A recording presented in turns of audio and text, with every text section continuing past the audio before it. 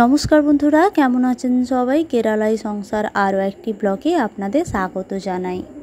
রবিবার খুব ভোরে আমাদের কন্যাকুমারী যাত্রা শুরু।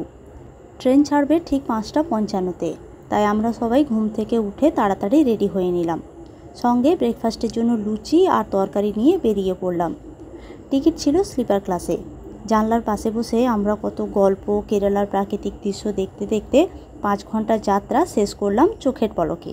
স্টেশন থেকে আমাদের হোটেলের দূরত্ব মাত্র 1 কিলোমিটার, আর আমরা ওখান থেকে একটা অটো নিয়ে নিয়েছিলাম। অটো ভাড়া নিয়েছিল 100 টাকা। হোটেল আমরা আগে থেকেই বুক করে নিয়েছিলাম, হোটেল সানওয়ার্ল্ড। 2টি এসি রুম, আর সবচেয়ে সুন্দর ব্যাপার হলো রুম থেকে সরাসরি সমুদ্র দেখা যায়। তো আমরা হোটেলে পৌঁছে গেছি। রিসেপশনে কিছু ফর্মালিটিস আছে, সেগুলো পূরণ করে রুমে যাব।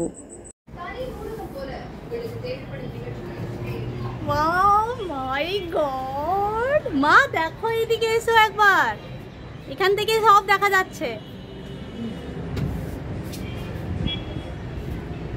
হোটেলটা কিন্তু বেশ সুন্দর, আর ব্যালকনি থেকে এইরকম একটা ভিউজ দেখে বাবা মা সৌরভ তো খুবই খুশি। আর আমার কথা আলাদা করে আর আপনাদের কি বলবো। তো আমরা এখন স্নান টান করে রেডি হয়ে গেলাম। এবার যাব লাঞ্চ করতে।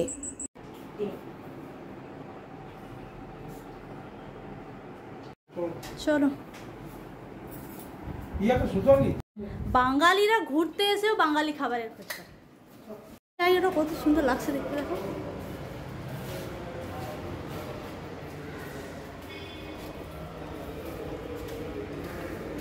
এখন আমার একটু চিন্তা হচ্ছে খাবারটা নিয়ে। খাবারটা যদি সবাই ঠিকঠাক খেয়ে নেয় ব্যাস, তাহলে আর আমার কোনো চিন্তার কারণ নেই। তো চলুন দেখা যাক। তো বাবাকেই বললাম যে কি খাবে দেখে নাও। তো বাবা অর্ডার দিল সাউথ ইন্ডিয়ান ভেজ থালি।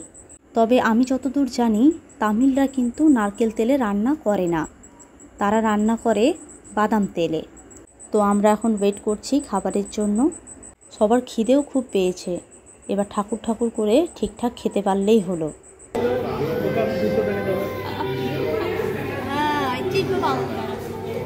এটাতে কি কি আছে?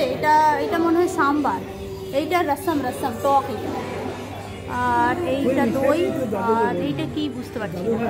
তামিলনাড়ুর খাবার ভালো তো। পাঁপড় দিয়েছে, আর কি কি দিয়েছে, একটা সবজি দিয়েছে, তোরন দিয়েছে, দই দিয়েছে, দই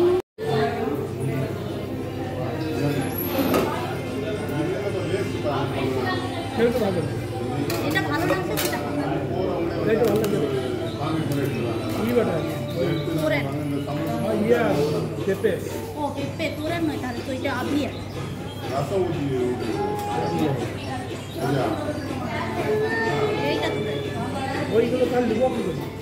ভাত দিয়েছে, ভাতের সাথে তোরেন, বিটরুটের তোরেন, আর এটা পেঁপের আভিয়া, আর এটা পায়েসম বলে, পায়েসম, সেমুয়ের পায়েসম।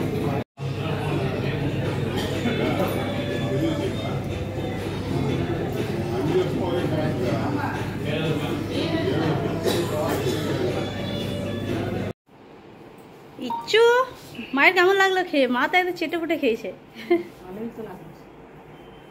তবে খেতে পারলে এই জন্য, কারণ এখানকার নারকেল তেলে রান্না না, বাদাম তেলের, সেই জন্য। কারি পাতা তোমরা আগে থেকেই ভাবছো, কারি পাতা দেবো, নারকেল তেল। আর এই ছেলেটা এত লাজুক, কিছুতেই বলবে না যে কেমন লাগলো। খুব ভালো খেয়েছে, কিন্তু ক্যামেরার সামনে বলতে একেবারেই নারাজ। তো কিছুক্ষণ রেস্ট নিয়ে আমরা বেরিয়ে পড়লাম ঘুরতে। এখন বাজে হচ্ছে আপনার 4:30। কি আনন্দ যে লাগছে আমার, সেটা আপনাদেরকে বলে বোঝাতে পারবো না। সমুদ্রের ঢেউয়ের শব্দ শুনে এক আলাদা প্রশান্তি হচ্ছে, আমি যেন পাগল হয়ে যাব।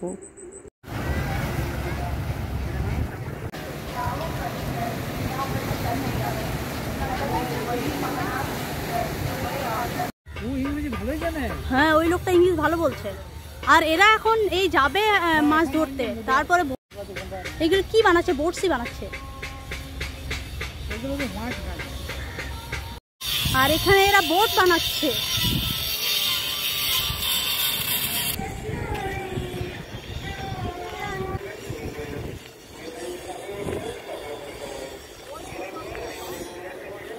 এটা আর বলার অপেক্ষা রাখে না, কন্যাকুমারী ভারতের একদম দক্ষিণ প্রান্তে অবস্থিত। এটি 3 মহাসাগরের বঙ্গোপসাগর, আরব সাগর ও ভারত মহাসাগরের মিলনস্থল। এখানকার সূর্যোদয় ও সূর্যাস্ত বিখ্যাত। এগুলো কি মাছ, নাম কি কি জানি।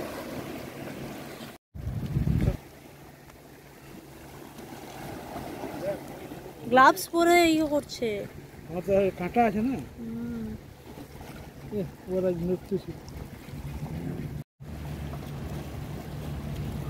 ப்ரோ பேர் எந்துவா ஃபிஷ்? இது பேரு இங்க புள்ளி கலவான்னு சொல்லுவாங்க.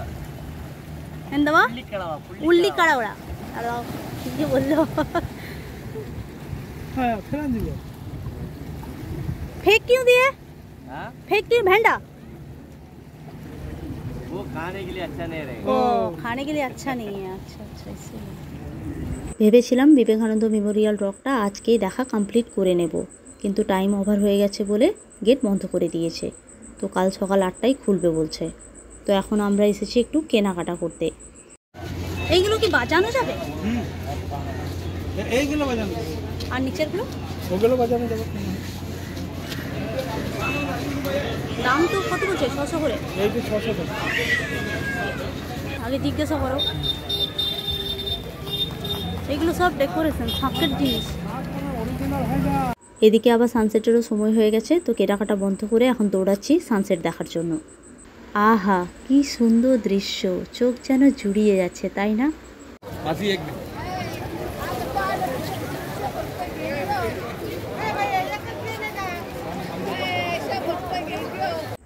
প্রকৃতি কত সুন্দরী বলুন, কি তার রূপ ভাষা দিয়ে বর্ণনা করা যাবে না। তো আমরা এখন দেখতে চলেছি ভারতের শেষ প্রান্ত কন্যাকুমারীর অন্যতম আকর্ষণ মহাসাগরের বুকে সূর্যাস্ত। সমুদ্রের ঢেউ, শান্ত বাতাস আর ধীরে ধীরে অস্ত যাওয়ার দৃশ্য, সব কিছুই এক অবিশ্বাস্য অভিজ্ঞতা। প্রকৃতির এই রূপ সত্যি ভাষায় প্রকাশ করা কঠিন। আমি ক্যামেরা কিন্তু আর কোথাও নড়াচ্ছি না, এক জায়গাতে ফিক্স করে রেখেছি। পুরো জিনিসটা কিন্তু আমি ক্যাপচার করব।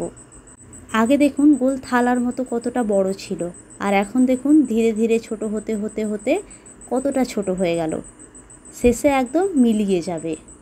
আর এই দৃশ্যটা দেখার জন্য ভারতবর্ষের কত প্রান্ত থেকে, শুধু ভারতবর্ষে কেন বিদেশেরও বহু লোক এখানে এসেছেন।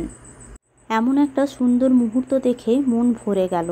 কন্যাকুমারীর সানসেট সত্যি এক অবিস্মরণীয় অভিজ্ঞতা। যদি কখনো কন্যাকুমারী ঘুরতে আসেন তাহলে অবশ্যই এই সূর্যাস্তের সুন্দর মুহূর্তটা দেখে যাবেন আর ক্যামেরাবন্দি করে নিয়ে যাবেন। আর এদিকে বাবা বসেছে পাথর বাছতে। বাবা জানে যে এগুলো অরিজিনাল নয়, তবুও কালারফুল এত সুন্দর পাথরগুলো দেখে চোখ ফেরানো যাচ্ছে না। তো বাবা বলল 2-3টে কিনবে, আর দাম নিচ্ছে এক একটা পাথরে 30 টাকা করে। তো 30 টাকা করে কি আর অরিজিনাল পাথর কেউ দেয়? কত বলছে? আর এদিকে মা কিনছে সবার জন্য মালা, আর এগুলো কিন্তু অরিজিনাল মুক্ত নয়।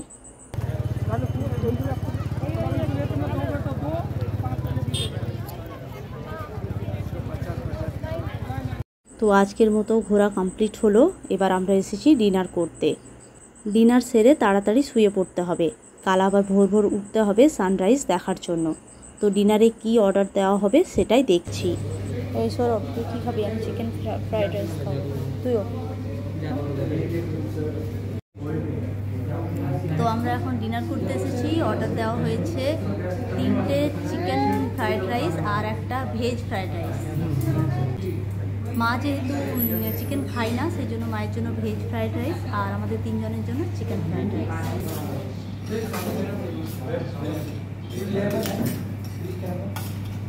ব্লগটি শেষ করার আগে একটা ছোট্ট রিকোয়েস্ট, যদি আমার ব্লগ আপনাদের ভালো লেগে থাকে অথচ আমার চ্যানেলটিকে এখনও সাবস্ক্রাইব করেননি, তাদেরকে রিকোয়েস্ট করব চ্যানেলটিকে সাবস্ক্রাইব করার জন্য।